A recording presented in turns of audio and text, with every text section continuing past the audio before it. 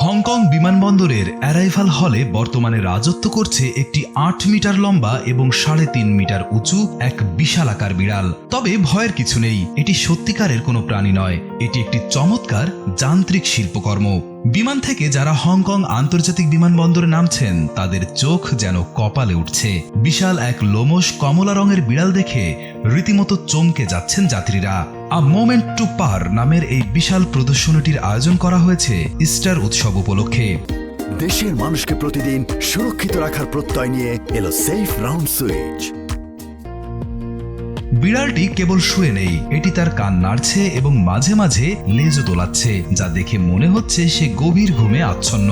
বিমানবন্দরে আসা যাত্রীরা বিড়ালটির সাথে সেলফি তোলার জন্য ভিড় জমাচ্ছেন। আমি আগেই শুনেছিলাম এমন একটি বিড়াল এখানে আছে, কিন্তু এটি যে এত বড় আর নরম হবে তা ভাবিনি। এর কান আর লেজের নড়াচড়া দেখে মনে হচ্ছে একদম সত্যি সত্যি বিড়াল শুয়ে আছে। শুধু দেখে মন ভরছে না, পাশে রয়েছে একটি ছোট কিয়স্ক, যেখানে যাত্রীরা চাইলে ভার্চুয়ালি এই বিড়ালটিকে খাবার খাওয়াতে পারছেন কিংবা তার গায়ের পশম ব্রাশ করে দেওয়ার মতো মজাদার কাজে অংশ নিতে পারছেন।